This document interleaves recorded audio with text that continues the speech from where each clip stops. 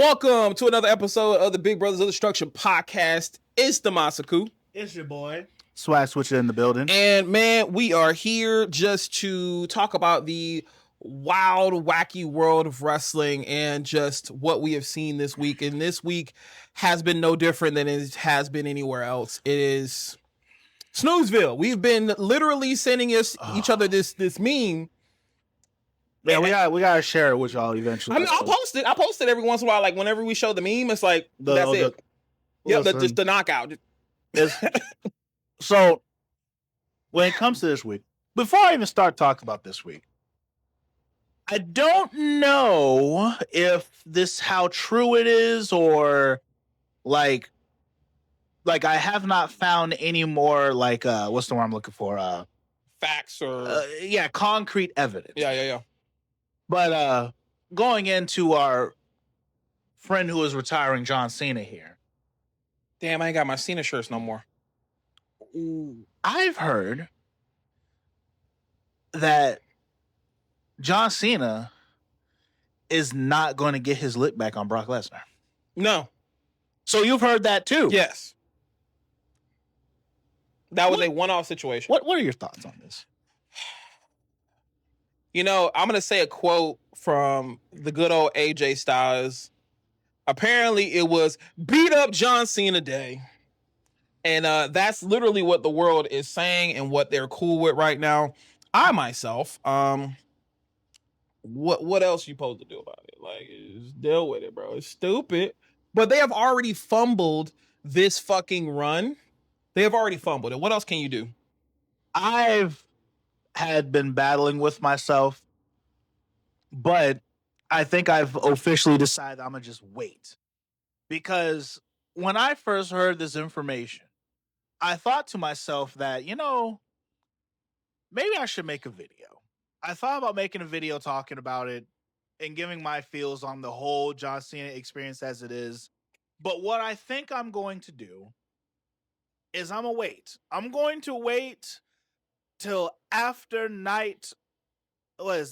Saturday night main event. I'm gonna wait till after Saturday night main event. Let's talk about that real quick. How the fuck do you feel about it being a televised event where commercials can happen just like Goldberg's situation? Like, that's stupid. Now, I think they're actually, I do believe that's been remedied because it's fucking John Cena. No, well, because Saturday night main event is no longer going to be played on regular television, like regular televised TV. Yeah. It's going to only be on, I believe it's Peacock. I mean, I just stopped my subscription. It's all right if you Netflix. As you said, Stephanie, my man, use the VPN. Use the VPN, you'll see it. And can we get sponsored by Shark? Please, Surfshark, or por favor, any VPN. You know what I'm saying? We are a starting business, and we need some kind of push. But appreciate you. We mess with it. VPN for the win. Cause we could definitely use an editor. Besides me. But yeah, so it's like, as far as how I feel about it being on that, like that's where his last match is going to be. It's going to be in Washington because apparently Massachusetts didn't want to fork up enough bread. So it's like, or fuck it up. What? Or fuck it up. Well, I don't think that Massachusetts would mess it up. It's like, it's to me, from what I've heard now, is the fact that Massachusetts didn't want to pay WWE enough. And Washington was all like, nah, y'all can have that here. Here's that money. Which I recently actually got done talking to my roommate about it. Because I was like, I was not understanding the whole concept of how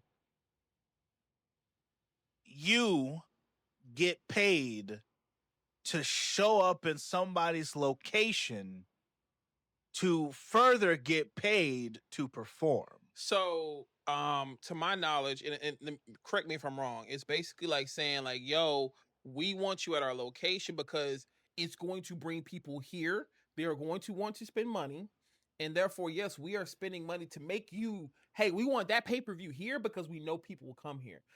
It's kind of how that works, to my knowledge. Which that is exactly what it is. Yeah. It's pretty much just like, we give WWE a whole bunch of money to show up in our city for a week because the money that they're giving WWE after a week goes by, they're going to make that money back for the whole city. Yeah.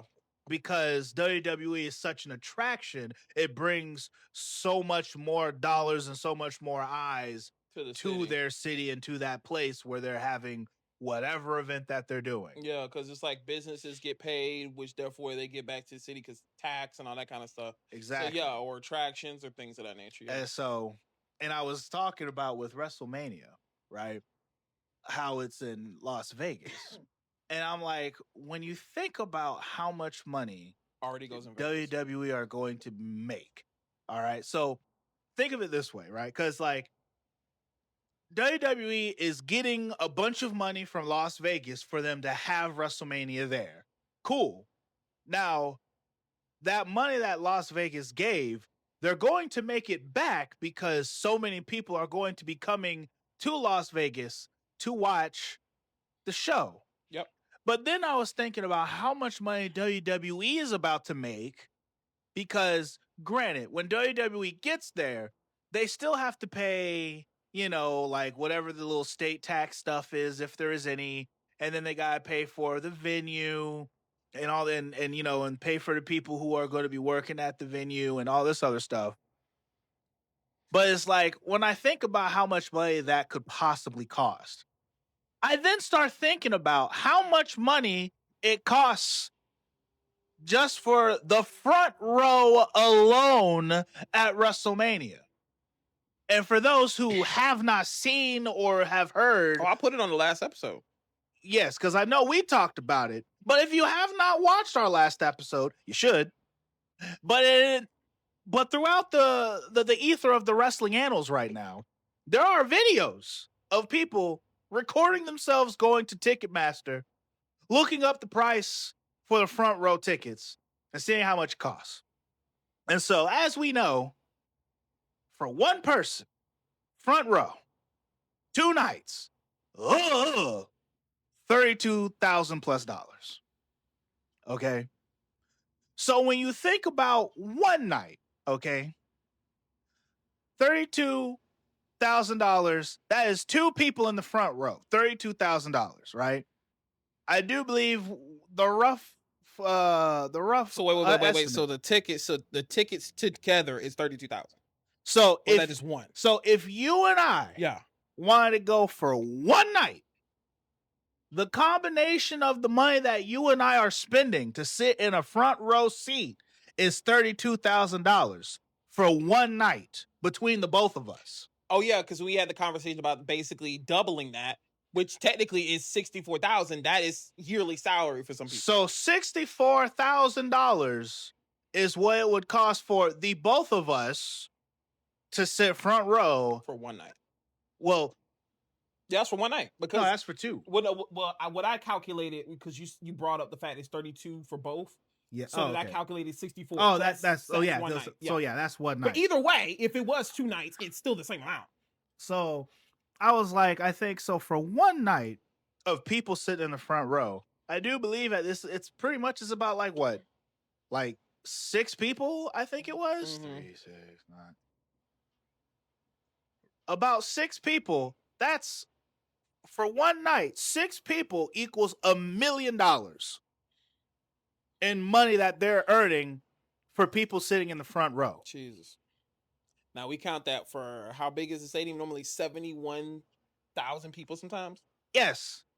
And I'm sure those who knows how many specific front row tickets there are, but they are easily banking just on the front row millions of dollars on just front row seaters. Jesus and this isn't talking about any other seat that is in the goddamn building. God. So when you look at the $1 million, I would push to say, I will go low, $50 million on $50 million on one night. They are probably making on front row tickets. $50 mil. 50 million. Front row. God damn. And that's roughly maybe 100 people. There is still, what? 70,000. 77 such and such thousand more people to account for that spent those tickets. And this is still talking about one night. There's two. Bro. There's 2 nights. Bro. Where are they putting this money? What are they doing with it? And the better question is, who are they going to fire after WrestleMania is done? Because they always clean house afterwards. That is true. Because they say it's budget cuts. I wish they would. I wish they would say after this WrestleMania that budget cuts. Ridiculous is to say the least. That to be a wrestling fan now, we already have to spend almost $300 a year to just watch wrestling. Okay. And then now you're talking about even going to an event where we potentially may even spend half our yearly salary just to be there for one night. I hate to repeat myself, but which, by the way, when I checked, those tickets are gone. Well, also, green shirt probably. Green shirt's already there. You know, that's funny. I made a rap lyric about that. I said I'm the front man like green shirt. And my pockets heavy like green shirts. Only wrestling fans would get that. But not the WrestleMania ones. I actually have not checked to see if all of those are taken. However, he's definitely got one. Oh, I'm sure he's got some. Fuck. But I do know that people are crazily paying this money for these tickets. But the thing that I was going to say was that even the smaller local shows like SmackDown, Raw, you still got to pay for those Raw, the Raw after Mania too. Oh my God. I don't know. I'm pretty certain I said this on the last one, but I'm going to say it again. When I looked up after getting the email of Raw saying, hey, we're going to be in your city in December, come check the ticket prices, to literally touch the back wall of the stadium, the high nosebleeds. For those who... For the Floridians who watch this and they know about the Kia Center Anway, we're talking about row 210. You know what I'm saying? The fact that you know the damn rows. I've been there enough. Oh, I know, same. But it's like row 210, touching the back of the back wall. God damn.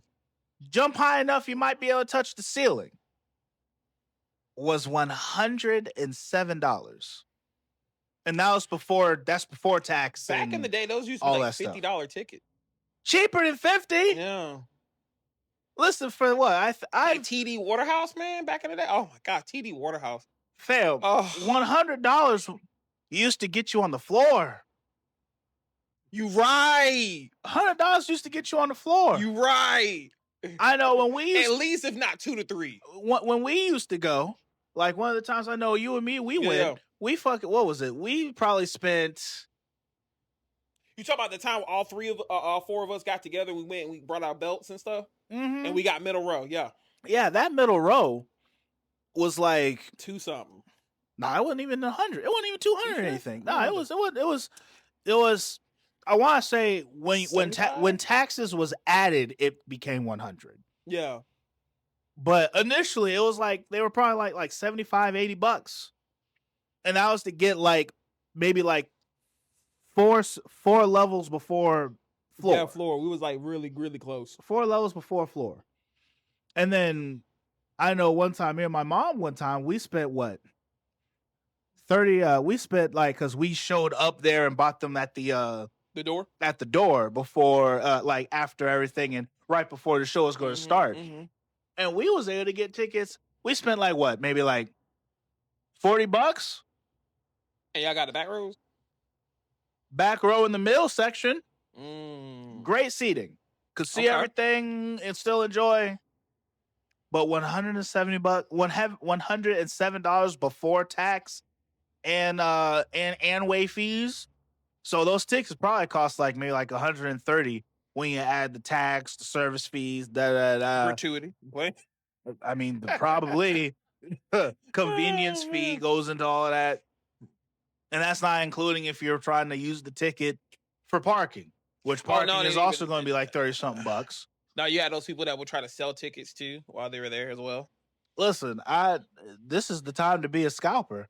Well, actually, I feel as if you used to be able to make more money as a scalper. Now, oh hell, that's a gamble. No, that's literally a gamble. If someone went and bought a whole bunch of WrestleMania tickets, if they don't sell those bitches, they're going to be they're going to be fucked. They're bankrupt. Fuck that shit. You about to say it? Bankrupt, motherfucker. Say that shit. For real, it's bad. The common man that made wrestling what it is right now can't afford to go to it. Yep. And it's the worst. You know what else was bad? This week of wrestling. Well, there's a couple of things that were really cool. What was really cool? The Javon Evans and Phoenix situation. That was a good match. How do you feel about your boy Ray Phoenix out here right now? He's getting dirty. He getting done dirty like my boy Penta. Speaking of Penta. Yeah. Here's what I told you from the jump. I told you when he came here, they are not going to put major titles on him because Penta is a legend who does not need a belt. Every promotion, for some reason, just does not understand that as wrestling fans, we want a belt on Penta. But here's the thing. They'd be like, well, if he just does this and the audience is already hype, he doesn't need the belt. And it's like, no, we want a belt on him. Like, Lucha Underground got that, and they kept him the champion for almost the rest of the promotion until they gave it to Jake Hager, and I don't know what the plan was for that, but that was a terrible idea. Especially finding out that all the shit he's been saying in wrestling recently, worst AEW signing ever. Period. Period. That purple hat thing was kind of gonna get over a little bit. It was funny, but no. But yeah, no. Phoenix and Penta, man. WWE has a bad habit with its luchadors. It's Lucha Party. What the fucking team? Lucha Party? Oh yeah, Lucha Party. Yeah, it's literally that every time with every luchador, except Dominic Mysterio. And I want to say the reason why is because he's not wearing a mask. He's a Mysterio. And he's not wearing a mask. I mean, I think for Dominic specifically. And his English is good. What? And his English is good. There you go. Yeah. Now we're talking about the real stuff. Yeah. Now we're getting into the real because let us be real. Yeah. That is the unfortunate problem with not just our Spanish wrestlers, but any wrestler whose first language is not English and their second language is also not English. Now, we can't say too much for Stephanie Valkyrie and obviously Io Sky because they were also champions. I think. But, see, I would still say it for them. Now I will for Io, I would still say so. For Stephanie might be the exception. She is working really hard on being the exception because with Io's been good for a very long time. Yeah. But when you think about how long it's taken for her to get to this point where she truly is the spotlight kind of thing. Damage Control definitely helped a lot of that. Yeah. And helped bring a lot of that up. But the initial build for her, very rocky, and it's taken her quite some time to finally be getting her just dues. My nigga just dabbed on y'all. I don't know if y'all saw that. But cause I feel out of all the people who, Spanish, Asian, whatever it may be, I feel Asuka might have been the only one or the true first one to ever break that mold. Yeah. Because she came from NXT to the main roster, and during that time, she would say what she had to say in Japanese, and then nobody's ready for Asuka. I'll never forget that shit. Never forget that shit. And it's like, and it was like she didn't have to speak English. Nope, because she was a badass. She didn't have to, kind of thing. And for everybody else, for them to get over, truly, without the help of Asuka, because I will say Asuka has also kind of helped bring these girls up to where they're at right now to a certain degree. But it's like, I feel that Asuka, she pretty much like, she set the tone, and thank goodness she's brought her girls up there with her. Mm-hmm. But it's like anybody else who was fit into that same bill, wayside, fall to the side. It'd be great if WWE can figure out how to use managers again, because what are those? What are those? Well, if you go to AEW, oh, they know what those are. They'll show you what those are. Yeah, they'll show you. And that's the reason why we lost Andrade. That's the reason why a lot of these Spanish tag teams don't get anywhere, because they don't have a great mouthpiece, especially for the ones who can't speak English as good. It was funny because Penta and Phoenix had a manager who spoke English for them. And they were multiple-time tag team champions. So what did we learn just now? Okay. Yeah. Listen, it's one of those things where I feel unfortunate. Like wrestling has gotten so lost in the sauce and got so caught up with fattening their pockets that they forgot literal wrestling 101. Imagine if you could tell that to the audience, please. I mean, like with Asuka, right? Imagine if she had a really good mouthpiece at her side, right? Mouthpiece does all the talking. Tonight, Asuka's gonna do this, this, and that. We're doing this, da, da, and blah, blah, blah. And that's how it's gonna be. And this, that, and the other. And then Asuka, no one's ready for her. And then that's it. That's all she had to do. Honestly, be like Brock Lesnar. And she could have been. Now, granted, Asuka did not truly need it because she is so good herself. She's already charismatic. She has the charisma that oozes it. Mm-hmm. Now, with Damage Control, right? Yep. With how Damage Control, like I easily would believe that Damage Control helped make EO be as good as she is right now. Mm-hmm. Because through Damage Control, she had Bayley as a mouthpiece, and then she had Dakota Kai as a mouthpiece.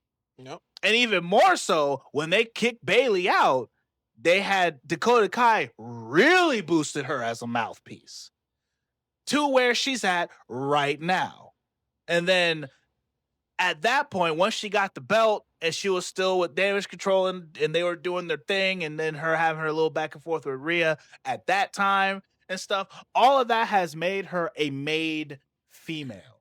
And it's like, because of that piece, now the part that we've always seen this whole time, her wrestling, is how great her wrestling is. And so it's like, she is now she's now in this top space where it's like, okay, we finally see her.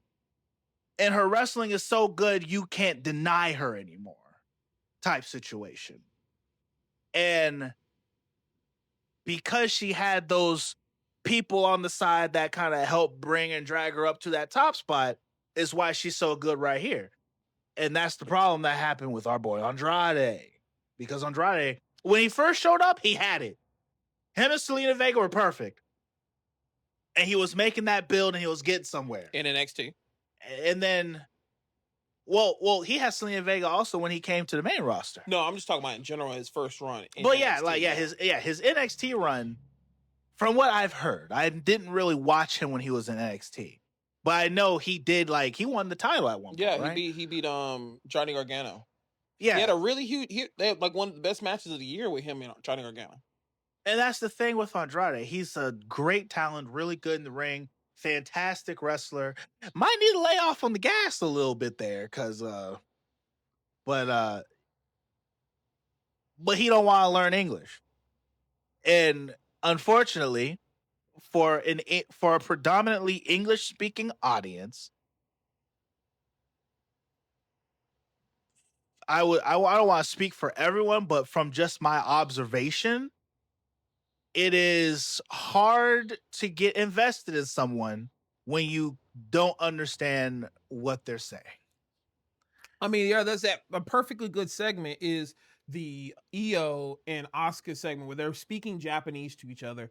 If you're there as a live audience, matter of fact, on TV, they didn't put subtitles because No. they just went off the cuff. So, like, you would think at some point WWE would have made an upload video of just putting subtitles. But no, we've luckily had content creators do it and shit like that, but not WWE. But, like, when you're there live and you're watching them speak Japanese, you are literally just going off of vibes. Like, what is the other one saying? We all know baka, baka, baka, and all stuff. So when people heard baka, it was like, oh shit, because like you know what that means. But the fact that you don't know what it means, the only word that really set it off was bitch, and then that's when the whole shit popped off. So it's like, which folks like us, we're obviously we're big anime heads and stuff like that. So it's kind of a given. So watching Japanese ring subtitles isn't a big deal. Now, for some of us, reading subtitles is like, you don't want to do that. Now, luckily with them right now, they speak English clear enough, in my opinion, and well enough where, it's fine. At least it's fine now. I feel as if that's, there's a part of me that believes that WWE, like, people who are, who speak another language, like WWE, like, almost forces them to not speak English well for some reason. Now, I think before they were like, hey, we need you to learn English or whatever. But now I think with Stephanie and Io, I think even with Julia too, because Julia's Japanese, they have allowed them to speak promos in their language, but there's no more like packages. Like getting in-ring promos, you're not really getting those in their native language. Well, so kind of. So what I'm relating to is like, when you look and think about what we've heard of Asuka on TV, when she first showed up, versus now, when they would have the little backstage segments, and like, I have never, until this point, during this whole feud, I have never heard Asuka. And this is probably because, like, I don't usually, like, I don't, most wrestling, when I consume it, I'm consuming it when it's on TV. I don't do a whole lot of looking at, like, wrestlers, like, Facebook pages or their YouTube pages and stuff like that. So it's like, I don't hear those things there. I hear it when it's wrestling time. Yeah. Wrestling time. But anyway, whenever I would hear Asuka in the past, she was always very broken English, or just she only would speak in Japanese. Give me both. Now, the backstage segments and the girls are all, they're chit-chatting with each other. They'll say a little bit in Japanese, and then like Asuka's talking to, Io-chan, da da da da. And she's like, and she's speaking perfectly fine English, even though a couple of months ago, or maybe 2 years ago, you would have thought Asuka didn't know any English with the way that she would talk. And same with Io. Now, I will say Kairi, she has always been portrayed as being able to speak English pretty well, from what I've heard. But when she came with Asuka and they was doing the whole Kabuki Warriors and stuff like that, it's so like cool. She's just completely turned off English and she was just strictly Japanese. A part of me feels like it's because you're around with your native people and you're gonna speak your native language.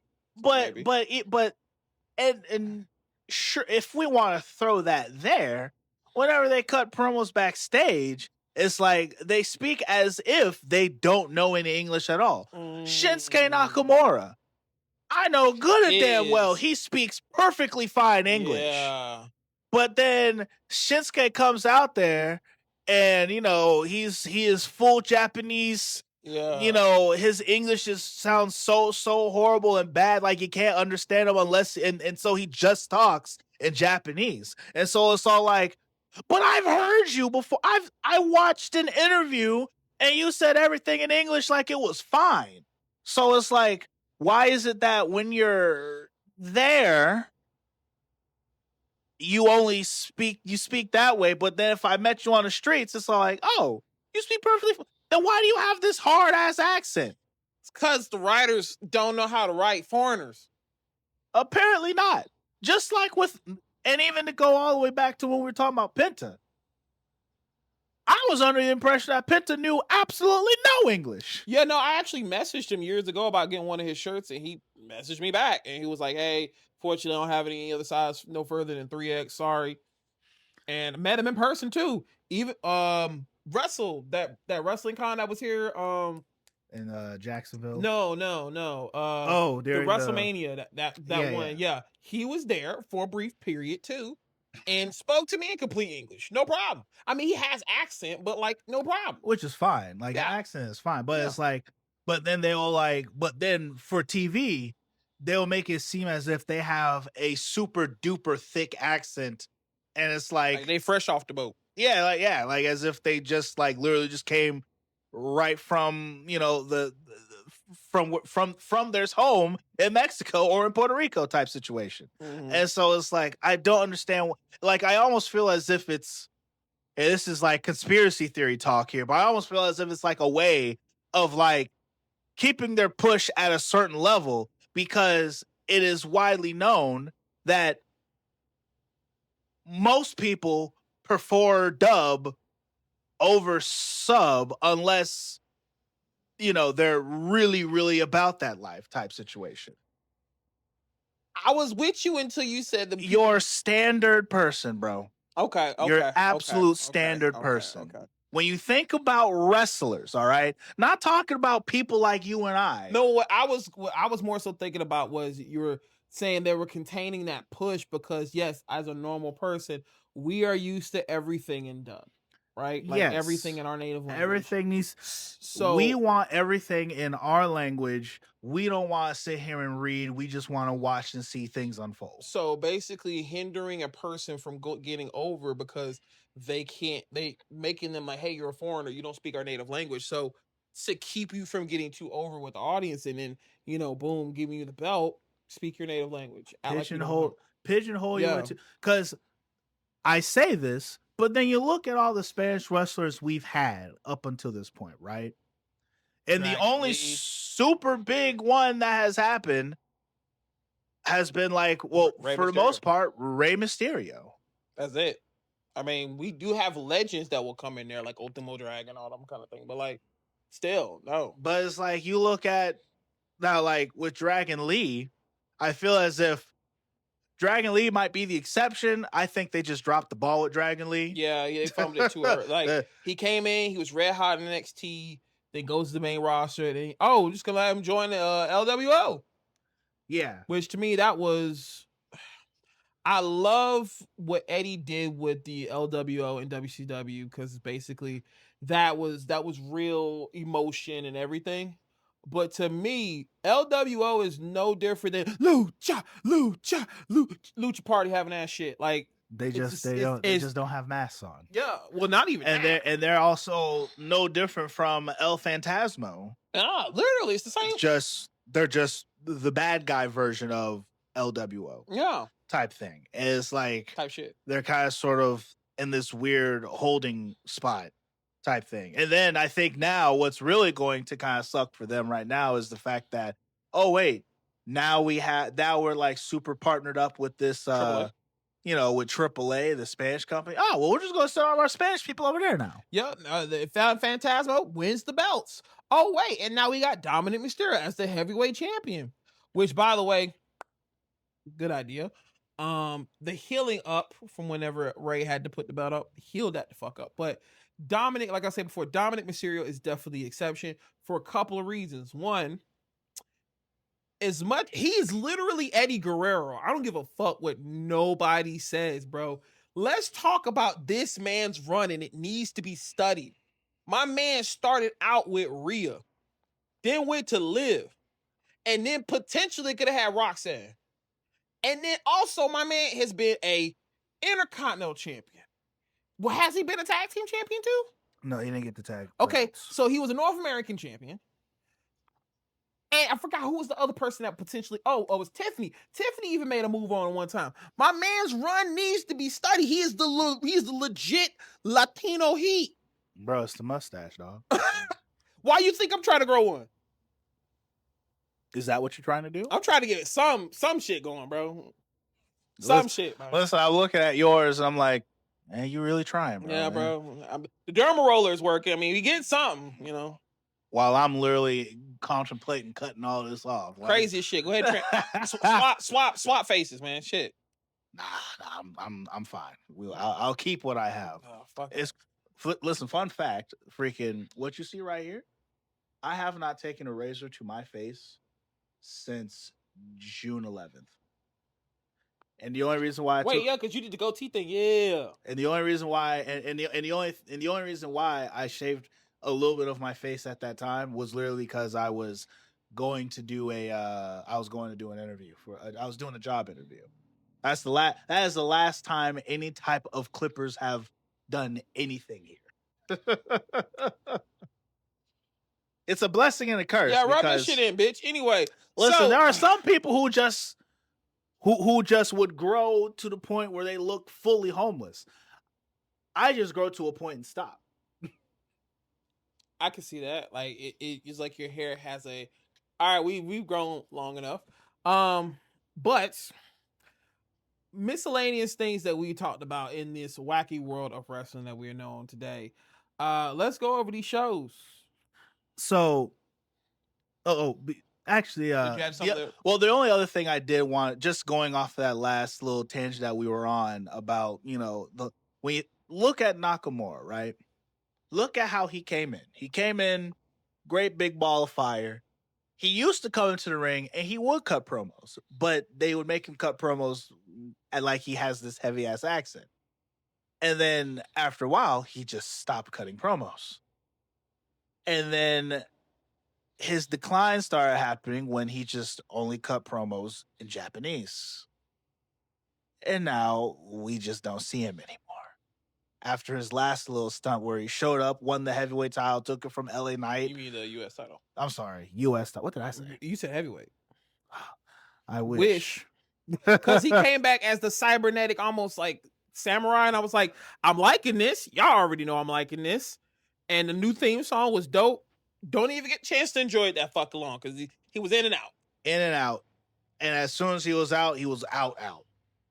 I mean, granted, he is getting old, man. He did get a little shine with like Cody Rhodes for like a very, very hot minute, but I miss Nakamura. Don't we all? But as far as Raw, the first note that I said, and this has kind of this will go on for the rest of this talk here.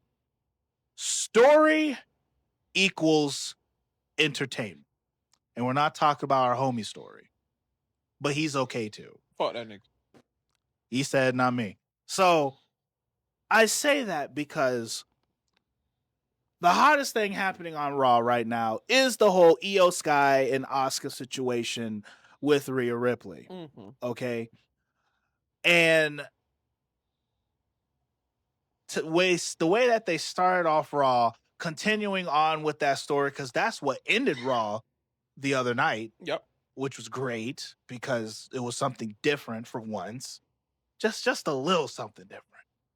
But it's like their whole situation with the Mist and Io out here, like, I don't want to betray them. I don't want to leave them, but like they're giving me no choice.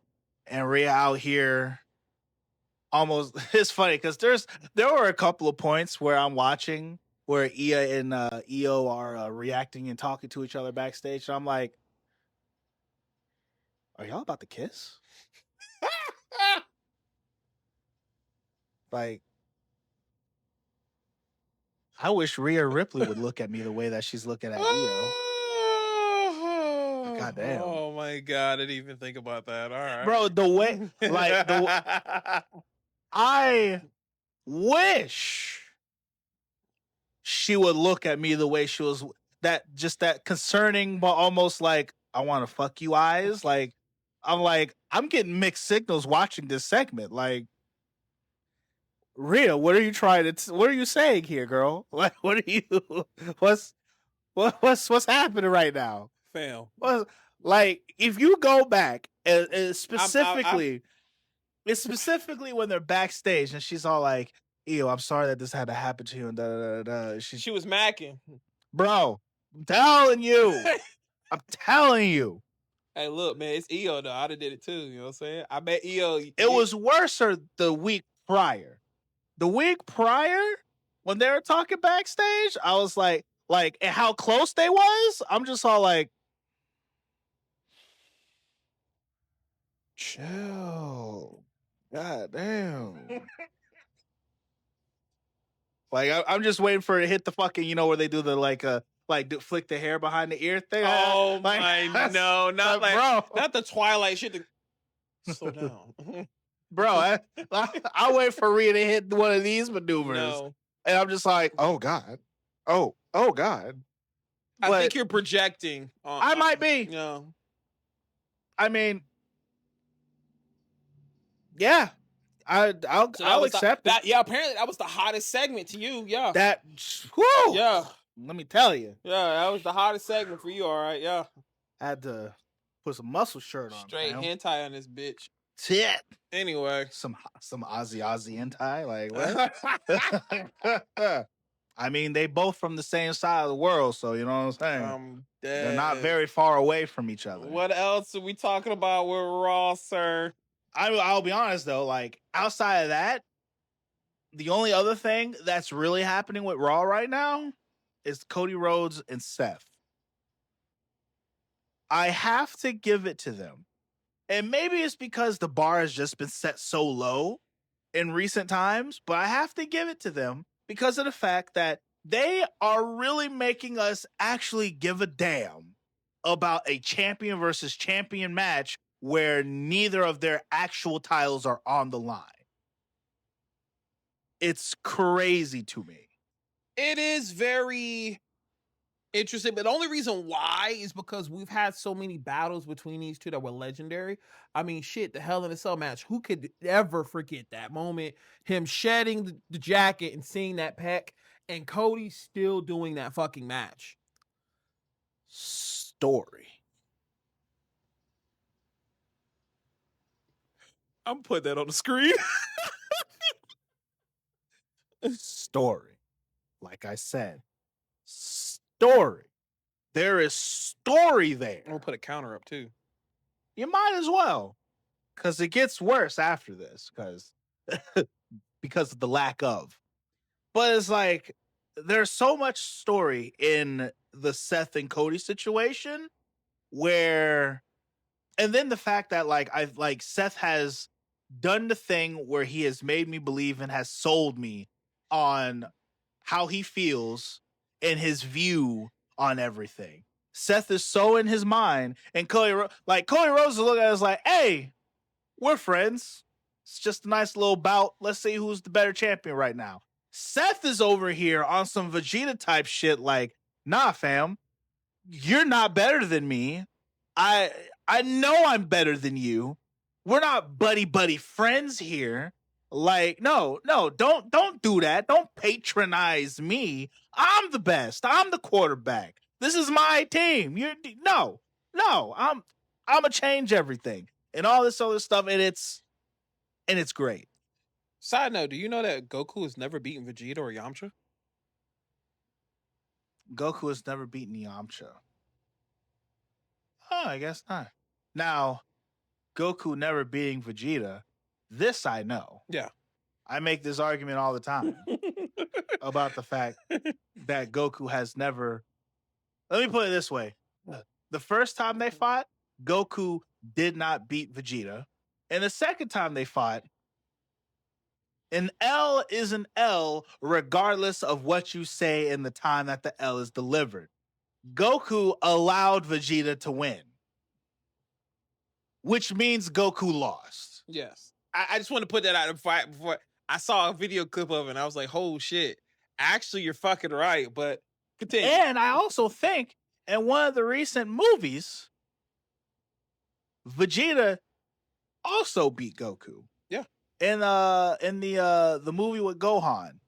Because like the movie starts out and Vegeta and Goku are going to go against each other.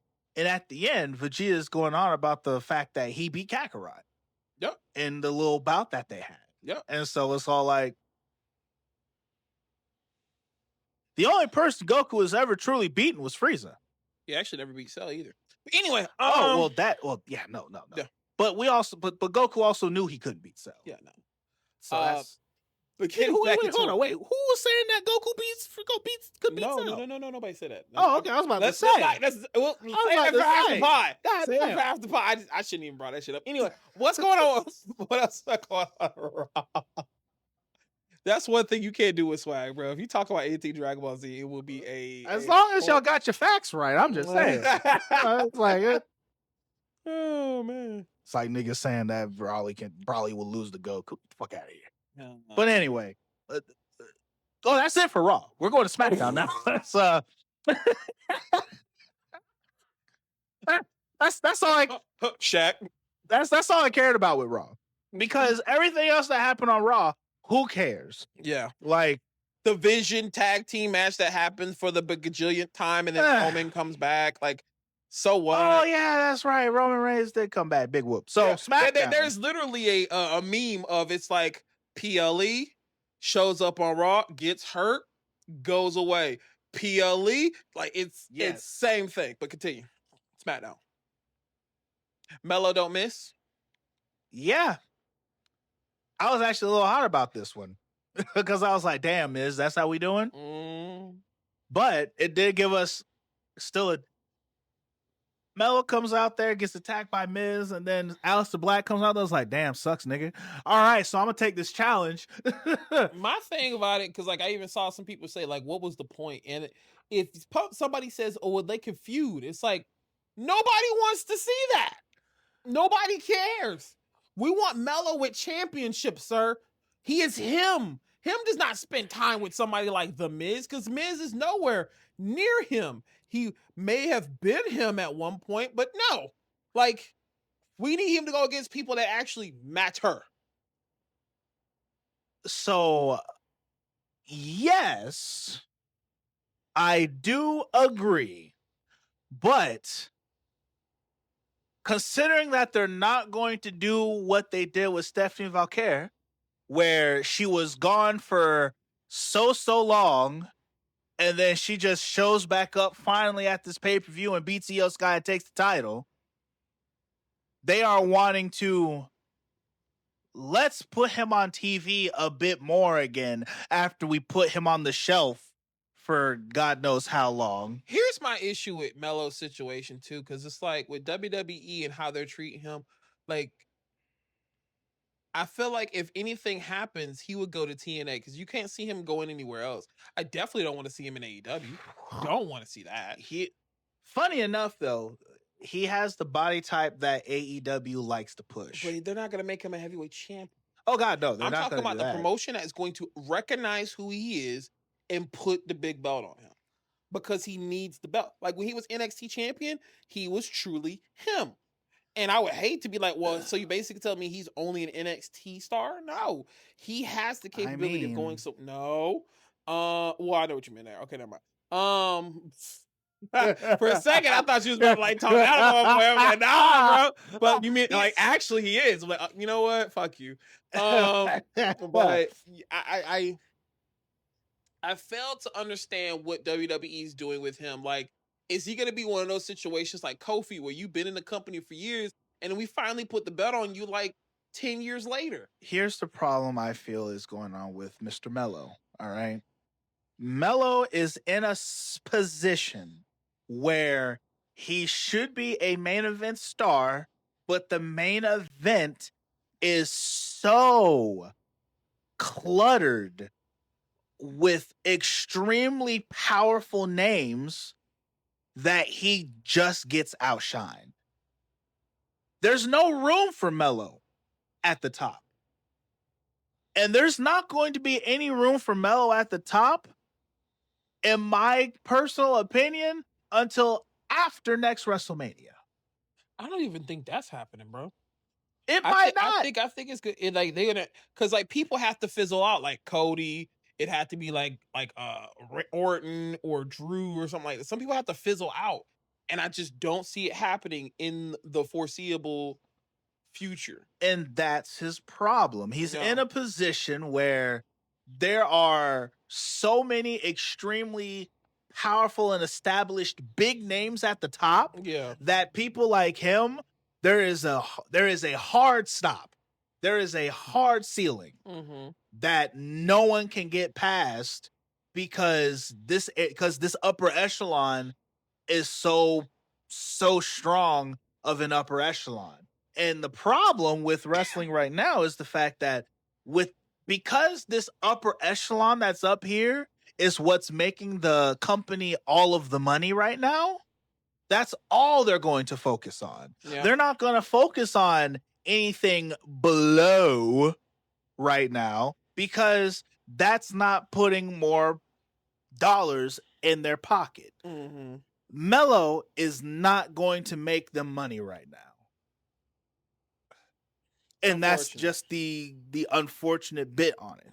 Yeah. That's why Sami Zayn has been demoted to where he's at, because though people love Sami Zayn's not selling the merch. Sami Zayn ain't putting as many butts in seats as The Vision, Drew, Cody, Randy, CM Punk.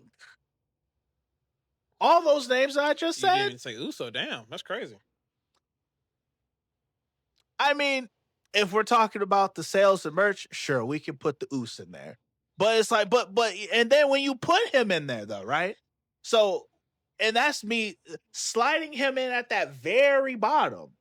Where is there room for Mellow in a main event sighting? Have him go against Jay. I think no, I'm sorry. That was with the other one. He did that with Big Jim. Yeah. But for that to happen, then that would mean he need to go to Raw, which in my personal opinion, I feel his buck would probably go a lot further on Raw if he went over there. That's also what a lot of people are saying about the tag team division. Like, the tag team division is so good in SmackDown that, cut it in half and bring some of those people on Raw, so that way Raw's tag team division isn't poodoo. Yeah, because it's just the Raw tag team titles, which to me are the better looking titles, are just sitting there collecting dust on the shoulders of Judgment Day.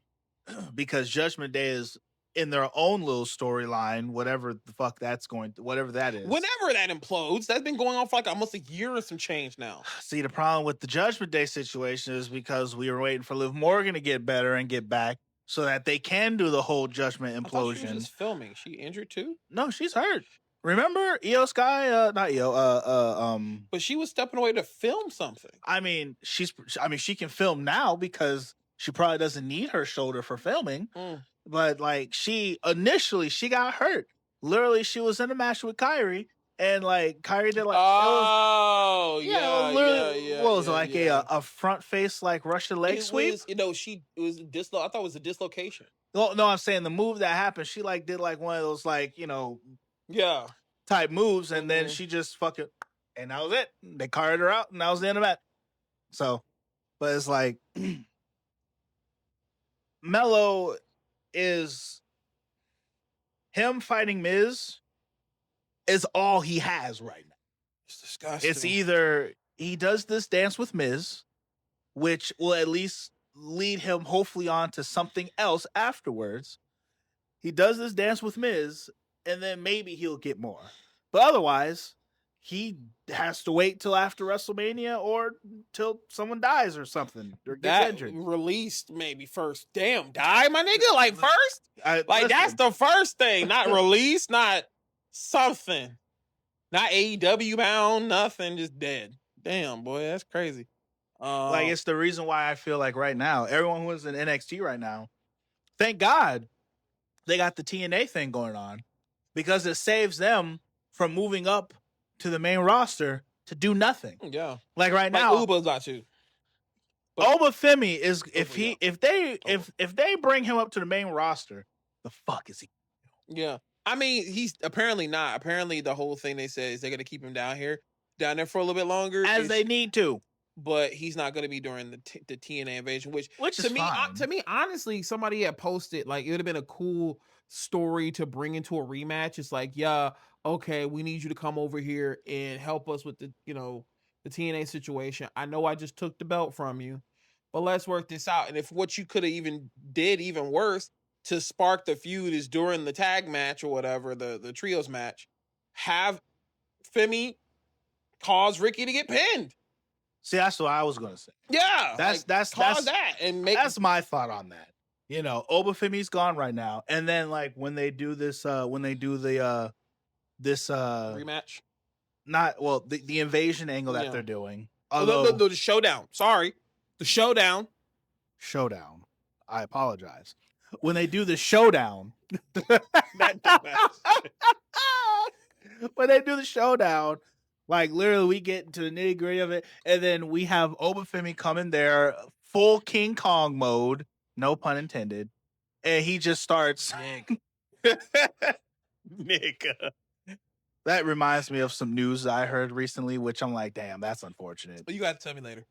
But, he comes in there, and he just wrecks shop. I feel like that would be dope. Like in the middle of that match, all of a sudden, just his music hits. Yeah, his music, and he just comes down there, and it doesn't. He beats everybody. Yeah, like everybody NXT, TNA or NXT or TNA. He just comes in there, throws everyone around, beats them up and everything. But he does specifically lay the hell out of Ricky, and then TNA takes advantage and pins Ricky, and they keep him. I feel like a perfect image to cap off the show is have Ricky. Like right where where he does the like have it right there and then cut the light, and then just show Ricky and him just standing over Ricky, bro. That'd be a cover, bro. That's what they need to do for Oba. Yeah. Now talking about whenever they do decide to bring him to the main roster, and that's also one of the things that I feel is missing in wrestling right now is the fact that not when I say legitimate wrestlers, like legit wrestlers, like people can find convincing, like Brock Lesnar back in the day. Not necessarily that, though true to a certain degree. What I was going to say more so is wrestling has gotten to a point where they don't want to take risks anymore. Oh, never. Yeah. They wrestle and they play things too safe. I would say when Oba Femi gets brought up, he gets brought up and he wins the title immediately. Like, you just put the heavyweight title on him. Mm-hmm. Just immediately. And then just fucking roll with that. Just fucking do it. Don't look back. Doesn't matter who's the champion. Fucking. Could be Cody. Could be. And I'm not talking like Oba Femi shows up in the Royal Rumble.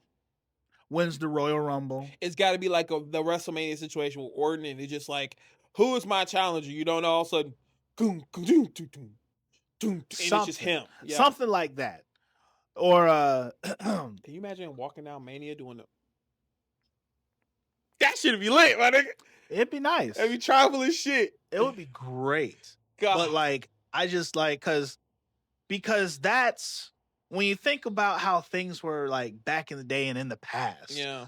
Like, that's how you made stars. That's how, that's how you make someone. Yeah. You gamble on them, strap the rock on the back, see if it flies or if it blows up. And if it blows up, well, goddamn, put the shit back on Cody and we'll just resume what we was doing. Yeah. But at least we tried. You did it like with Cena. You tried the heel shit. It didn't work. All right, cool. Boom. Make him a face again. And the audience was okay with that. Like, I mean, for all intents and purposes, yes, on that. Like, it's better than with this builds that we're doing now, because then it's like with Mellow, he was hot, fiery hot when he left NXT, and he came here, and he was fiery hot when he came to the main roster, and then he became deathly cold, extremely cold. But like outside of that, another person loses to the Blue Thunderbomb. So I like how he's making it his finisher now. I actually like this Haluva kick Blue Thunderbomb combo. It is lit. Like, that's because now that makes sense to me. Yeah, like you can't just win off of just throwing a Blue Thunderbomb. The kick is especially what stuns since you. Prior to this, no one lost to the Blue Thunderbomb was the signature, and then you Haluva kick for the win. But now if we're Haluva kicking, almost as if it's the signature. Yeah, like now it's the signature. Now the Haluva kick is the signature going into the Blue Thunderbomb. I'm personally okay with that, because that doubles back to my feelings on how we don't have impactful finishers anymore. Mm-hmm. But now we're making the Blue Thunderbomb an impactful finisher, and it looks pretty. That's every good. time. Yeah, almost sky high level too. Listen, boom! Almost every 1, 2, time. 3. Absolutely, it looks just like absolutely. I'm perfectly okay with that. And if you don't know what we're talking about, guys, please look up anytime D-Lo sky high'd somebody back in the day. That shit was crispy. D'Lo Brown sky high. What's his name? I mean, Titus O'Neil did it too, but he didn't do it as crispy though. He did it. Yeah, his wasn't always crispy. Every once in a while, he'll get the height that needs to be, because he's a big dude and it should look really good when he does it. That shit should be crazy, yeah. But you know, and I mean, what's his name? Not Montez, but I know you. Dawkins. There you go. Dawkins, his sky high ain't bad. Wow, this is really a black finisher. It really is. Fuck. It is really a black finisher. Wow. It really, yeah. That's gross. I mean, yo, but no. It is what it is. No. You know, sometimes from that to the Dominator, you know, like, only niggas. This is what we call domination. Listen, when we talk about the last ECW champion, we put respect on his name.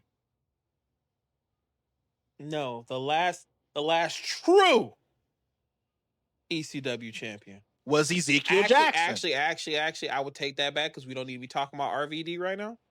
Why? What RVD do? RVD stood up for Rampage son. Oh yeah, I remember hearing about that piece. I mean, nah, can't co-sign. Yeah, no, it is what it is. Yeah. Which I think I heard that they actually did finally like arrest him. Yeah, he is arrested now. But at this point, it's like it was like a month ahead. So it's like, bro, it's like, you know, it's already like the damage is done. It is. SmackDown, yes. Well, I mean, was that the rest of SmackDown for you? No. I was like, damn, with that U.S. title match, the only thing that mattered. Yes, actually. We could talk about how I don't think you watched. Did you watch it on Netflix? Yes. What was up with the green shit? You ain't see. Okay, there's literally a photo going around. There's parts of where SmackDown was like the audio was cutting out, and then also there's the screen went like green pixelated. I didn't. I watched it. I did not see that. What part? Where did that happen at? It was during the segment where I think it was the female tag team. What's their name? Soul Ruka. Yeah. They were backstage with Nick Aldis, whatever. You know what? I did remember that. Now that you say that, it just like you did just talk to my wife about how like you'll watch 2 hours of wrestling and be like, so what the fuck did I just watch after? Fam, it's wrestling gets rough sometimes. But like yeah, and it's funny you said that about that, because I didn't put Sol Ruka and them in my notes.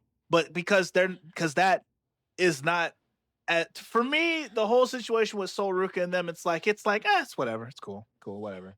Like, not big news to me. The big news that I got was outside of the Sami Zayn Open Challenge and Aleister Black taking the L with interference, of course, because they're doing the whole him and Damian Priest are going to have a last man standing match on SmackDown next week. Which Damian will take the win. Which I'm upset because I'm like, the pay-per-view is just the next day. Just do it on the fucking pay-per-view. That is a pay-per-view quality match. Nah, because we got Cena versus AJ. We got the men's title match. We got the women's title match. What the fuck else going on that fucking show? There is a tag team match that's supposed to be happening too, I think. And also, apparently, Roman Reigns is supposed to be working it. Fam, because he's on the poster. I don't understand why. Like, and watch this.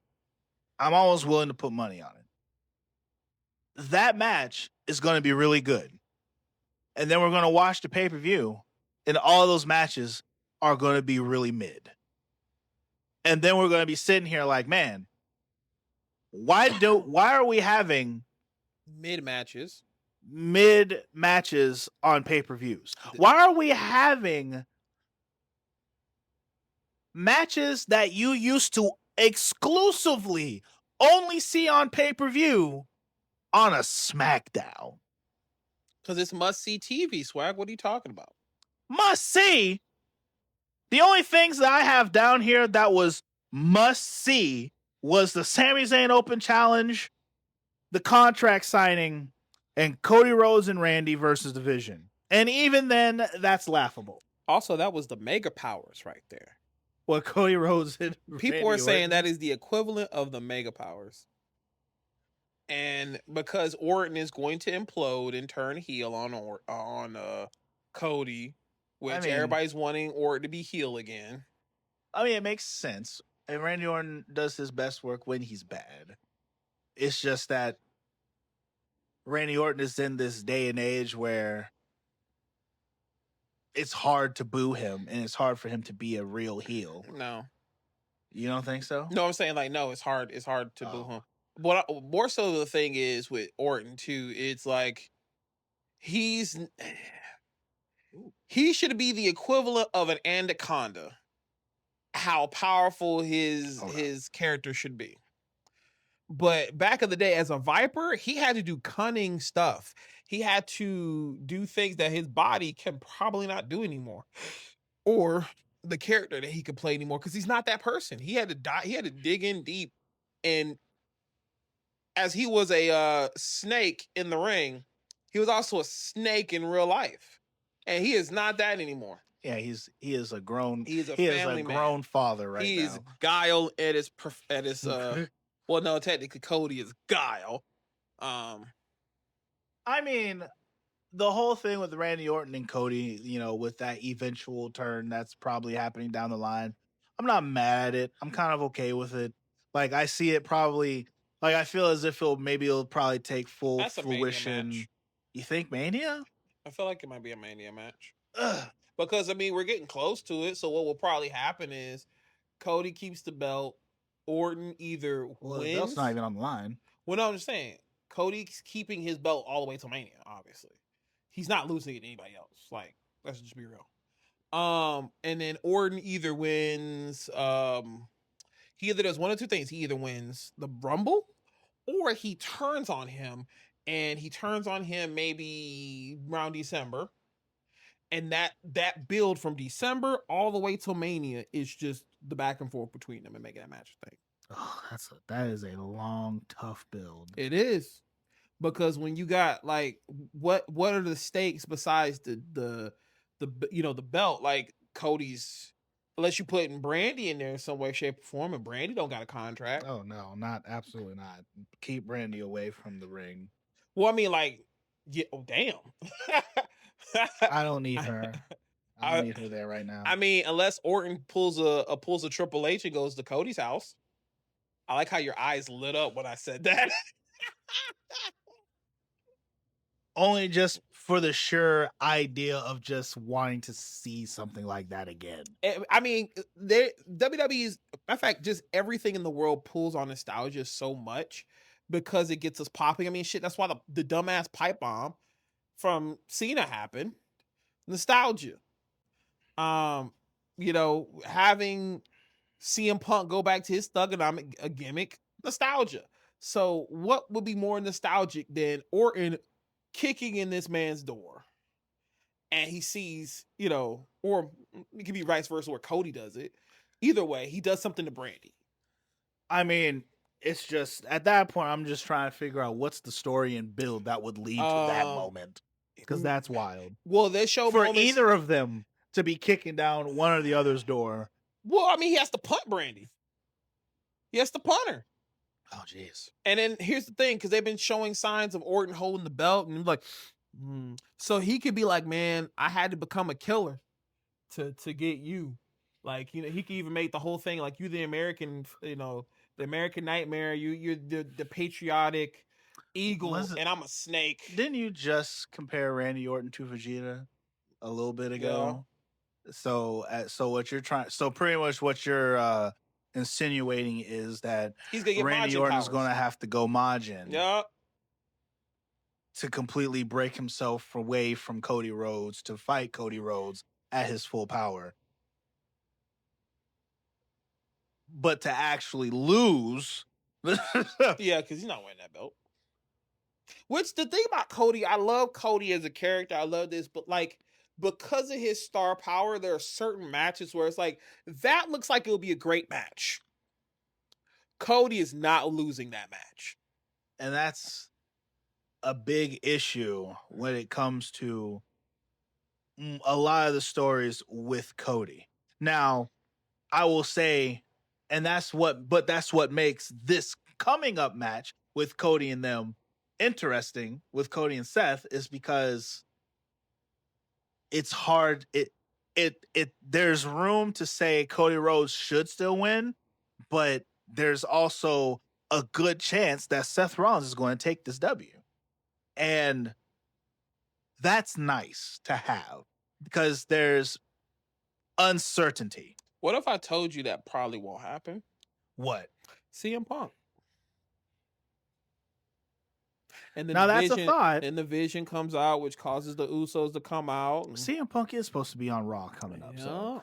But it's not in Saudi, so he'll be there. But to that bit though, oh wait, you need to take it back. There is still but there's still that error and that possible margin of like what is going to happen, because where there is CM Punk and Cody Rhodes also does have Randy Orton type thing. Randy Orton could turn on Cody kind of thing, or the Vision just ends up taking over type situation and getting the win.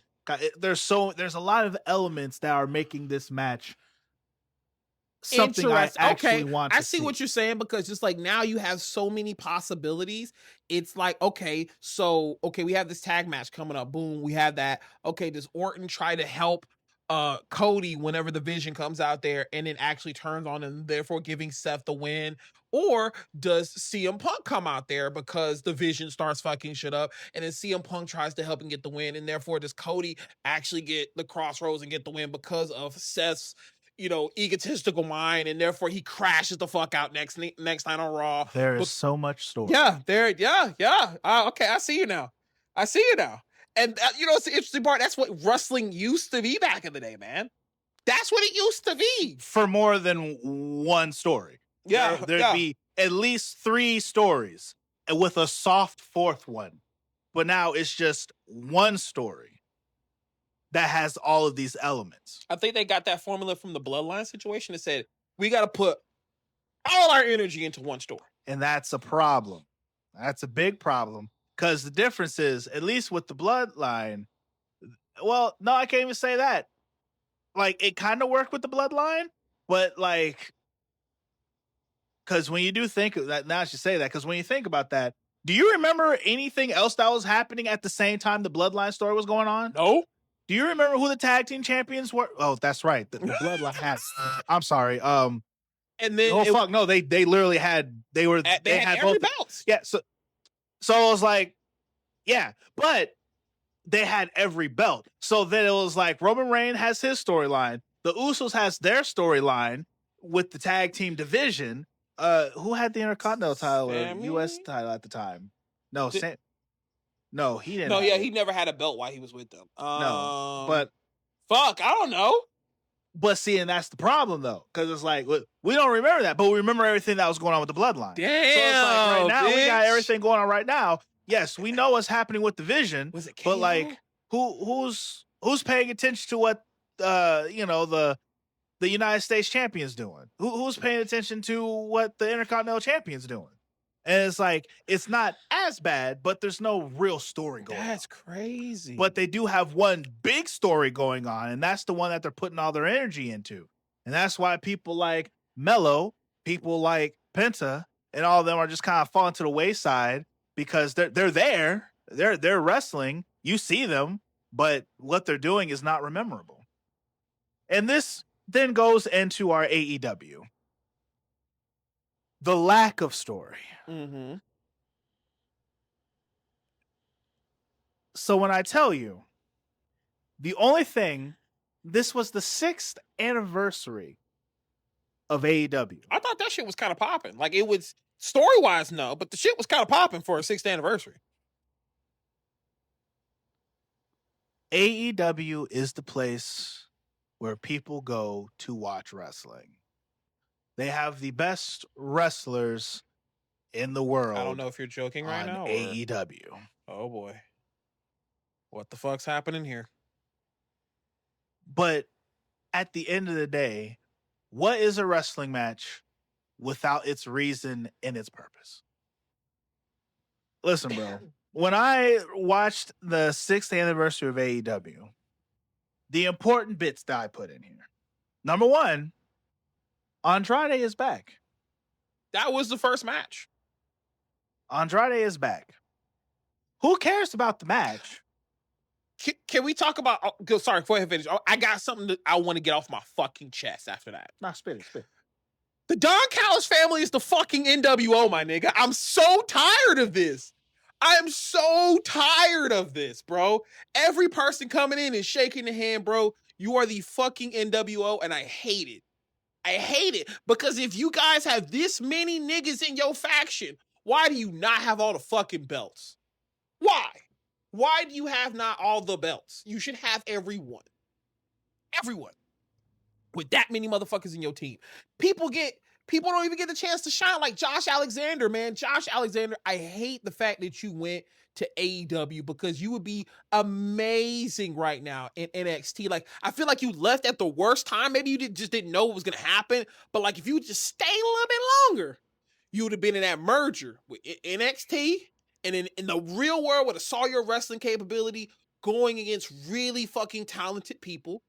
You know what I'm saying? And then bringing you up to the main roster, you probably would have got the Intercontinental title. You going against fucking Gunther is a fucking dream match. Josh Alexander versus Gunther would have been a fucking dream match, okay? There's a lot of matches that with Gunther is a fucking dream match. But that one, ideally, as they are two pure fucking wrestlers. Pure. Let's see. The Alpha. Man, just go to New Japan, bro. Like... You that guy, but you that guy over there. Like I don't see it happen at AEW. They're not gonna put the strap on you.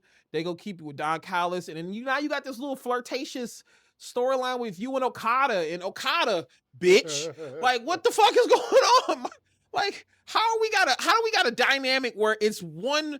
I think he's Canadian guy who is basically trying to choose which Japanese guy do I want to flirt with more. I don't know what the fuck is going on with that shit. It's just stupid. I think, isn't Brian Cage in there too? Yeah, he's in there. Yeah. And aren't you supposed to be the Machine? Actually, hold on. He got hair now. He got facial hair now.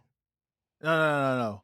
You're getting Brian Cage mixed up with because you're with the Murder Hawk guy. No, yeah, he's in there, but I could have sworn Brian Cage was in there at one point. He was in a faction, and he was so unrecognizable because he always had the mohawk and he was babyface. He had cool beard. Is Brian Cage? I actually don't think he's in the Don Callis family. I could have sworn he was, but either way, Murder Hawk. Go to New Japan, bro. Like, you would probably be a titan in New Japan, but you are literally a fragment of what you used to be in AEW. Man, when AEW first started, you were a monster. and now you're just a bodyguard. Do you notice the difference in 6 years? How you went from being that guy to who is that guy? I don't know.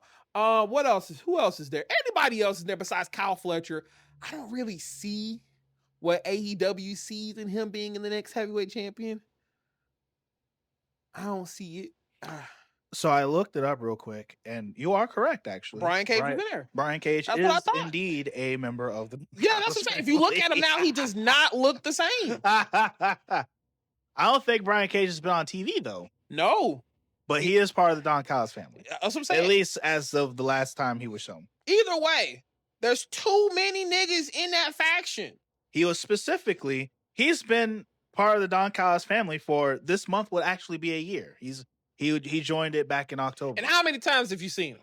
That's a good question. That's why I had to go to the great book of Google.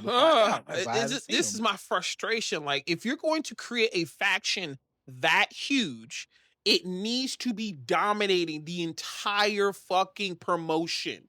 Like how you apparently had the Death Riders at one point, which, just like Swag said, and I had to come to this conclusion as I watched Dynamite and Collision. What's the fucking point of the Death Riders now? What is the point? There's no point, bro. And I hate that because I love Moxley, but what is the fucking point? To have as some people call plunder matches to get your death shit in, you know. No, the sickos, for the sickos. There you go.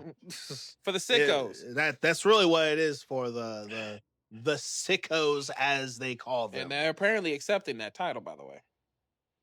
I mean, listen, fucking Eddie Kingston was called King of the Bums. He's accepted his title too, so it's like, because he's a fucking bum. He apparently agrees. So hey, bro, listen. I hate the air that you breathe, bro. Like AEW's Dynamite. Their 6th anniversary. It was fun to watch, but there was nothing to watch. It was a circus show. For the most part, because like I said, Andrade came back, and then he joined the Don Callis family. El Con. So did you hear what happened about that? The clone thing. What? So what happened was the clone was made for Hologram. Yes. Hologram gets injured, which makes the clone obsolete, because the whole premise was that is apparently Toni created Hologram to have this really successful luchador who then the clone comes in and stops his reign. So if you've noticed, Hologram has not lost a match. Correct.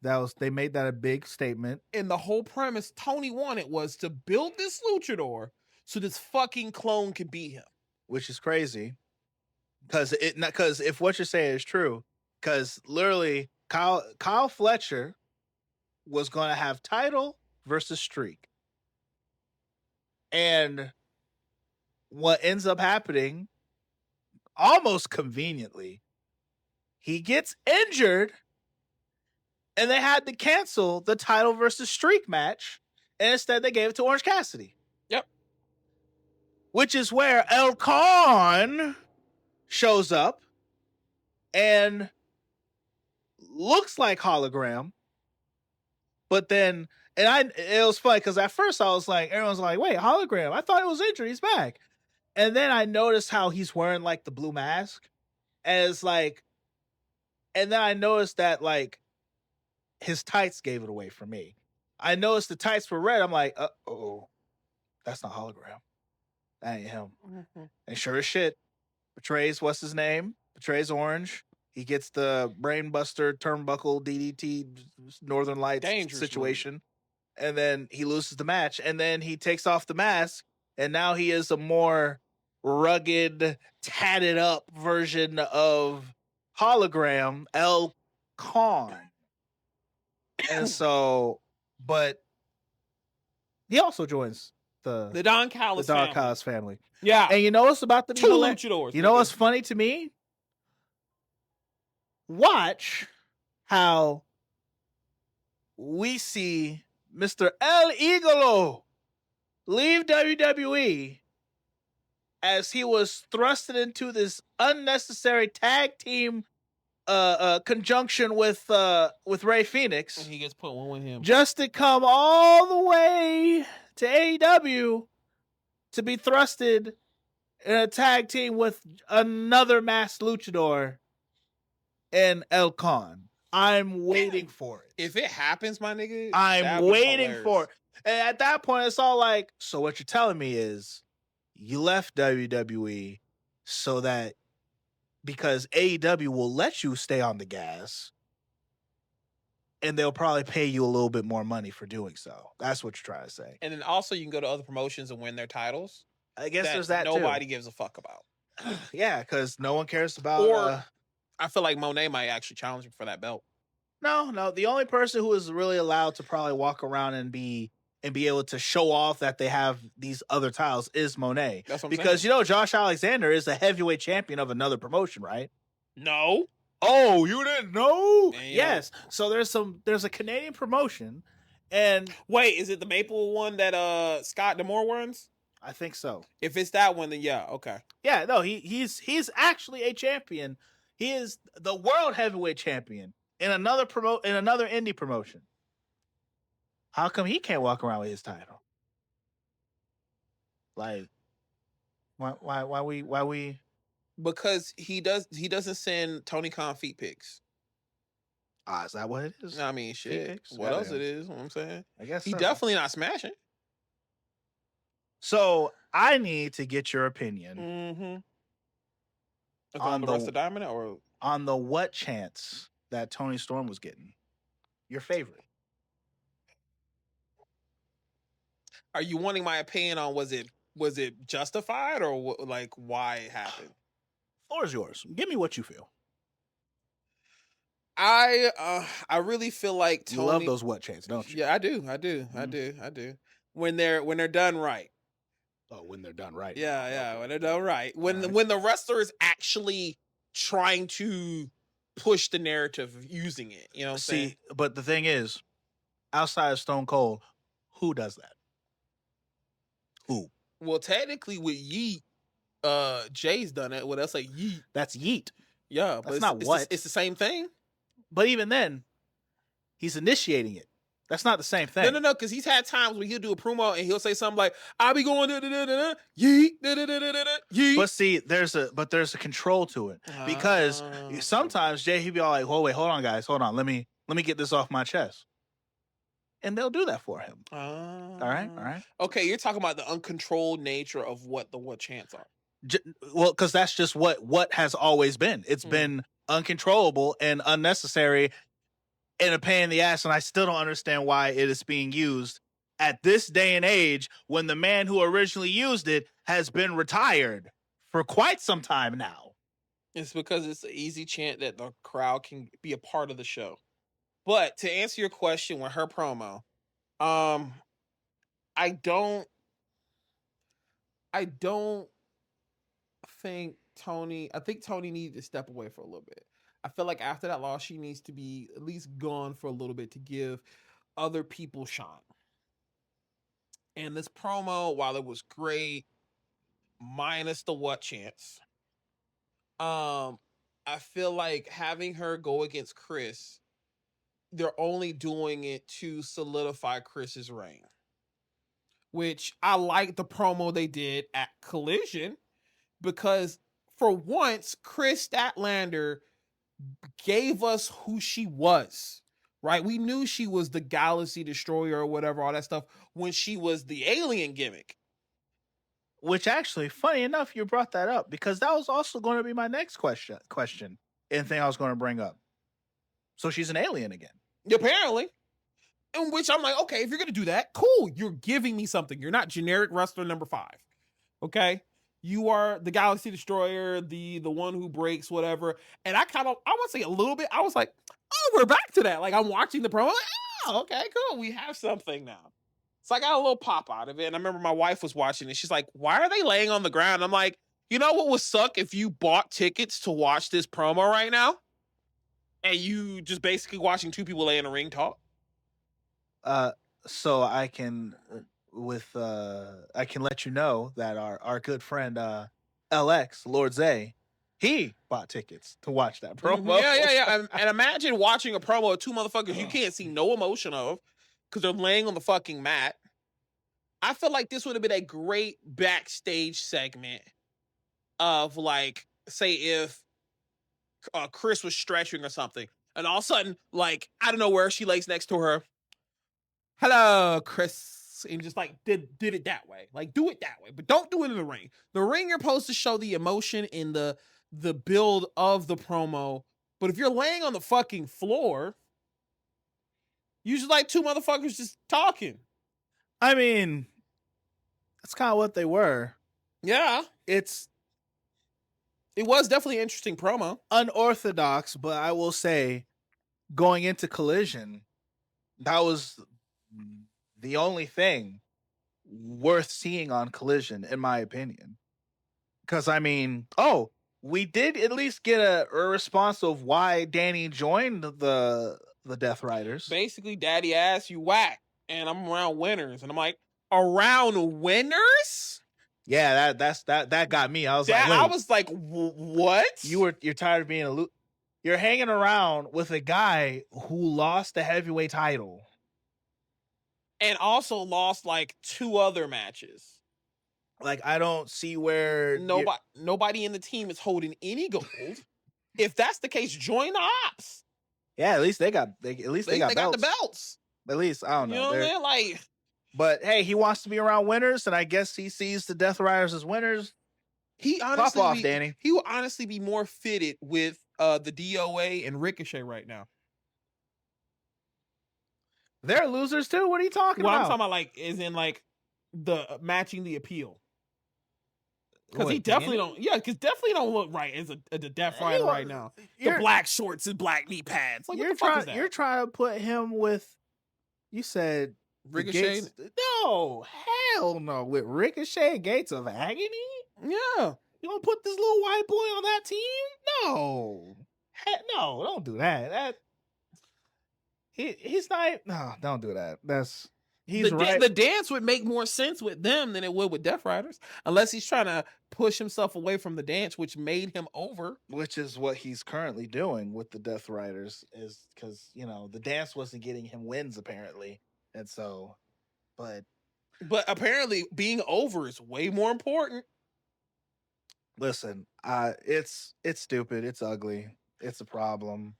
Freaking Eddie Kingston had a flop of a match. Like, who cares? Did he backhand somebody? He did. There you go. It's your flop right there. His backhand looks so bad. I don't like it. Like Collision was just a bunch of nothing stuff. But what about Dynamite? Because we went from Dynamite to Collision. So that was it. That was it. Oh shit! No, damn. I purposely did that because outside of Andrade coming back and Tony Storm's little promo, and I guess Statlander's an alien now. Like, what happened for you on Collision? Or I'm sorry, on Dynamite. What happened for you? What did you see? Besides Andrade. Besides Andrade and El Con. Oh, and I guess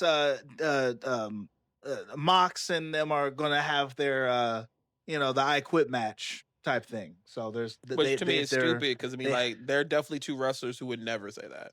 No, they're not. But what I'm imagining is that maybe Mox is gonna like find somebody that Darby Allin is affiliated with and cause hurt to them to make him say I quit or some dumb shit. Or maybe use an audio recording. That I wish they fucking would, bro. I wish they would, because I would blow a gasket. I'm tired of them taking old shit from WWE. And, like, do something different. Do something new. You know what? It's funny you're saying this. You bring to my attention because I wanted to bring something to your attention. Please do. So last night I didn't watch Collision. I mean, I watched the highlights, but I didn't watch it. I watched MLW Slaughterhouse, and that card was quite interesting. Okay. Would you like to know what Dragunov wasn't that Dragunov? Feast Your Eyes. What's his fucking name? Feast Your Eyes. John Cove. What the fuck? God damn it! I can't think of his name right now. It's All I know is his gimmick used to be Feast Your Eyes in NXT. If you see him, you'll know who I'm talking about. But he is currently. You're talking about Dijakovic? There you go.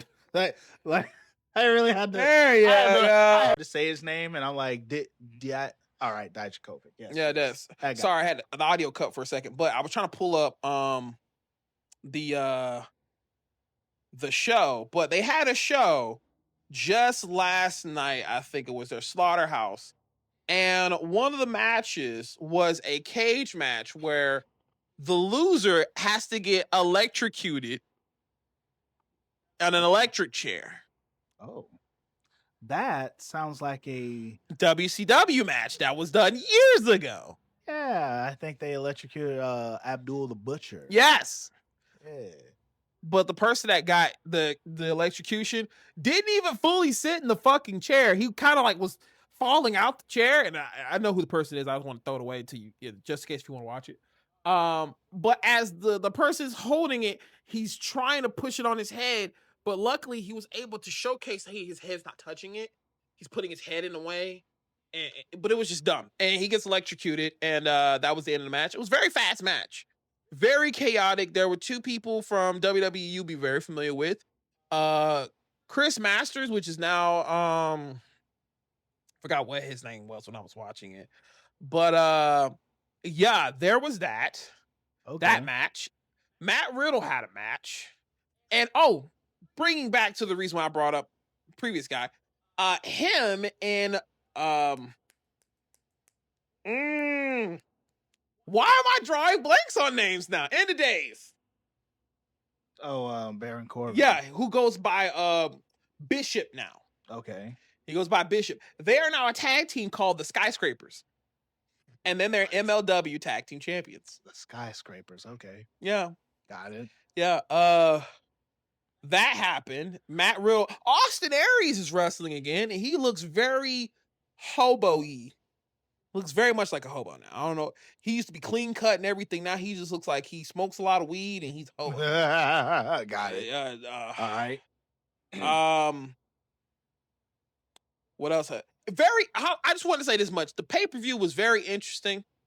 It was definitely something you would keep in the background, unfortunately, because Shots. Is it Shots? Shorty or Shotzi? Shotzi with the green hair. She now has a segment called the Graveyard Shift. Okay. Which is like, the talk show segment and shit. So that's where I saw the Skyscrapers were, because they came out there, cut a promo in mid-interview, by the way. The interview happens on the ramp. It doesn't happen in the ring like most of them. People come over there and start beating up the Skyscrapers and bringing them backstage. And she's like, oh shit, that just happened. All right, so I'm going to bring out my next guest. And my next guest... this person. Who were the people who jumped them? I don't fucking know. They didn't say who it was. Apparently some people that might have been beefing with and just randomly come up on stage, start beating them and push them to the back. All right. So there's that. And then at the end of her segment of Graveyard Shift, I feel so bad I don't know her name. Red hair, used to be in NXT. She just recently got released. With red hair? Yeah. Okay. Regardless, she cuts a promo about beating her next week or whatever and licks the camera. Oh. Very very much like, oh, okay. I didn't know I was getting violated right now.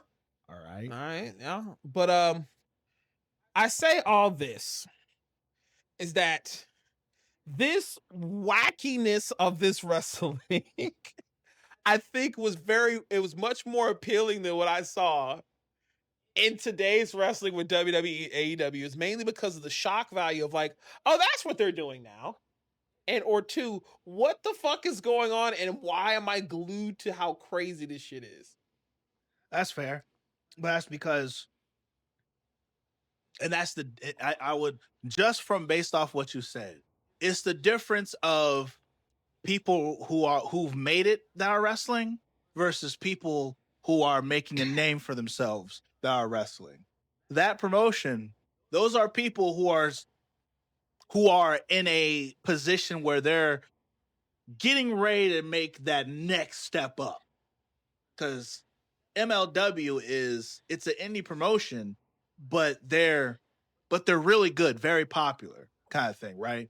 Mm-hmm. And like that's like that weird middle ground before you go to a AEW or a WWE. But the issue is a lot of those people that were there are also people who used to be in WWE. Correct. And that's why it's like I said, it's like that next step up. It's like that, it's that weird, because there's a couple of different promotions that kind of act as like this, like almost like a I think the word I want to use is like a stepping stone? No, not a stepping stone. Well, proving grounds? It's like a stepping stone, more like a purgatory. Yeah. You know, like that crossroads area. You know what I'm saying? You know, like there's you know, where like that space you're at before you go to heaven or hell, whichever particular company you want to consider your heaven or hell type situation, metaphorically speaking. But it's like there's a couple of promotions that are like that middle area where you are a big enough name where people will watch this because you're super important and you just came from one of these, because this is your, all right, I'm going back into the indie scene, but this is the biggest indie scene stage. Mm-hmm. As where for some other people, they are coming up to this level and now they are going from rubbing shoulders with these upper echelon of people that will ultimately help them and give them the names and the numbers that they need to go to AEW, New Japan, fucking TNA type situation. And so those people they're either trying to prove themselves that they are good enough to go to the next level, or they are people who are already at that level and they're proving themselves that they are still worthy of being at that level. I'm sorry, when you said Crossroads, I immediately thought, has anybody ever done a meme of Cody Rhodes doing the Crossroads with the Bone Thugs and Harmony song in the background? See you at the crossroads, young love. No, don't do that. I don't think so. And I'm glad nobody has. I think I might do I mean, Cody Raheem Rhodes, as much as I respect him, I don't need him in my Bone Thugs and Harmony. Just somebody doing it so much. Yeah, gone. See you at the cross, and just do it, bro. Yeah, just do it. I'm gonna do it. All right, I'm posting it on the Instagram. Anyway, there are so many other things you could be posting on the Instagram, and you're gonna waste it on that. We need memes. Memes is what everybody loves. Foolishness. Memes are what everybody loves. Anyway, outside of that, do we have any other? Because you brought his name up, I'd like to know, like, you need to talk to your boy, Mr. Riddle, because he out here acting a fool, bro. First off, that ain't my nigga. I had one interaction with him and gave him one edible. If anybody, Story, that's his, you know what I'm saying? Like, he met him in the Florida Man games while he's running around in a Speedo. But I had met Riddle one time, gave him an edible, and gave his wife a massage. That's about it. And I was supposed to be working with him where he was like, yo, if I just paid you, like, would you just come over to the house and just give me massages and me and my wife? And I'm like, yeah, I can do that. Got his number and everything. And then I text him like, hey, here are my hours here, you know, this is what it works. Never messaged me back. So I was like, oh, okay, it's cool. It's a one-off situation. Hey, you know? At this point, go ahead and delete his number. Oh, yeah, no, we did. We did. Go ahead and delete his number. Because I have yet to I was on my to-do list to look up, but like I literally I think it was Friday I woke up. I'm scrolling on the news feed and I see him in an interview jacking this dude up, throwing him on the fucking table. That was a TMZ shoot, and he picked up the belt and walked the fuck out.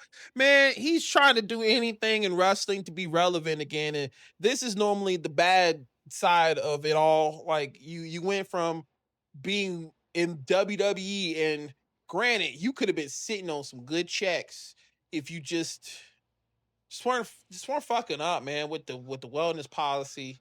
Bro, I understand you a stoner. You not Rob Van Dam though. Like Rob Van Dam probably would have got away with that shit, but not you. Well, I don't know. He be doing harder shit than smoking. But like I see, like he has been in the news a lot recently for the most Outlandish negative things. And it's just all like, bro, come on. He's like what he's doing is like he's that one friend that like you don't want to defend it, but it's like, man, I don't know, man. He just goofy like that sometimes, bro. Just don't pay him no mind. Like honestly, that's really how you see Riddle and some of the shit you say. It's like if I watch WrestleMania and I watch, Wrestle Talk and anybody else, DDJ, I think is, or light skinned guy with dreads. I know who you're talking about. Yeah. Anytime I'm watching them and I'm watching them talk about something with Riddle, Top 10 Wrestling too. By the way, shout out to all of them. They're like the main people I watch. Anytime they talk about something about Riddle, I'm just like, man, just can we not move on to the next part? I don't give a fuck about what that nigga's doing. Let him out. Let him be stupid. Like Matt Riddle stay out here. But the crazy thing is, Matt Riddle's doing things that would usually fuck up the bag. Mm-hmm. But somehow he's still collecting. And I think that's the problem. Is the fact that he is still collecting. He's in this space where he's all like, well, should I do whatever the fuck I want to do? People are still gonna book me. Which is whatever. Which is the dumb thing at the end of the day. It's stupid. But I can't really say nothing too much about Matt Riddle. He is a lost cause now, unfortunately. Like I said, it was really cool. It was really cool. I've met a lot of wrestlers at that location I worked at. Especially the not Dudleys. Devon Dudley, his wife and his boys. And then Rob Van Dam was there, and then Matt Riddle was there. So a lot of the Devon one shocked me. That one shocked me. But RVD, yeah, that makes sense. Matt Riddle, yeah, that makes sense. And then Devon's boys, once I knew why they were there, yeah, that makes sense. They were there for my hairdresser. Ah, got it. Yeah. Pretty much any guy sees my hairdresser, they're just like trying to risk it all. I mean, that's fair. Yeah, trying to risk it all. She's been working out. Yeah. Getting good. Yeah. I mean, she was already good, but yeah, she's better, I guess you could say. Either way, health is wealth. I understand that. I'm trying to work on mine. But anyway, any final segments for the episode that we are... This definitely was a wacky, wild world of wrestling type shit. It's the story is missing in wrestling, and it's making wrestling really hard to talk about. I'll be honest, without talking negatively. Correct.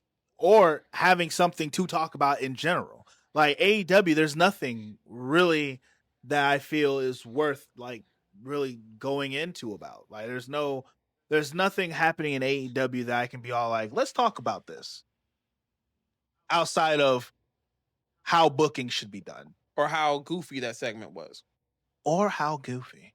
Or how nothing is making sense. Or why are we going this direction when y'all literally just had this? Like, the one thing I did not bring up. Samoa Joe having this random hissy fit.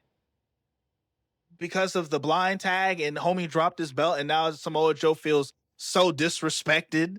That now he's all like, no, we gotta fight now. I'm like, Samoa Joe, come on, bro. Now, someone was trying to tell me the fact that Samoa Joe's always been like that. I'm like, I feel this was rushed.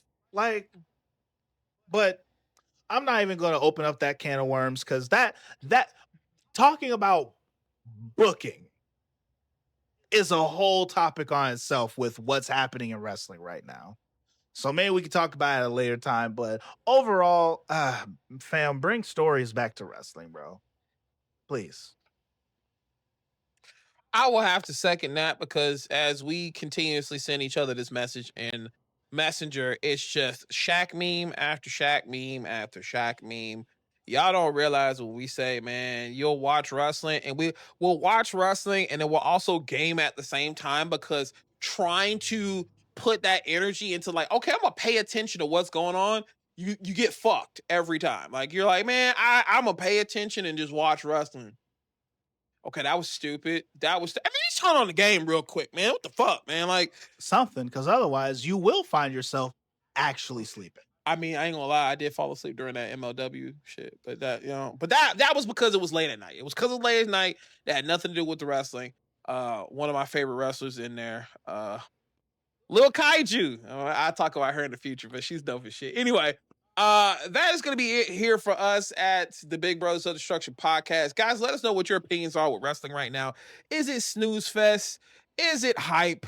And if it is, please give us examples in the comment section so we can actually maybe revisit them and say, okay, maybe you're right. But we're probably not going to say you're right. But we'll analyze it, see the situation, and please give us a reason. Give us a reason. Tell me why the 6th anniversary of AEW was balls to the wall amazing. Tell me. Yeah. Anybody. You know, it also reminds me of me having to convince and show you why Kenny Omega was that nigga at one point. You had to watch New Japan stuff to do that, but you damn sure can't see that in AEW. Anyway, come back here next week as we're going to be doing Book, Bump, or Bury again, and I'm going to be trying to break Swag because I got to make him like think about an answer that's like, oh man, that's a tough one. That's the goal here. But till next time, remember, guys, the ring is sacred, the questions are real, but the destruction is guaranteed. We will see you here next week at the Big Brothers of Destruction podcast because it's the massacre. And it's your boy Swag Switcher in the building. And we are out till next time.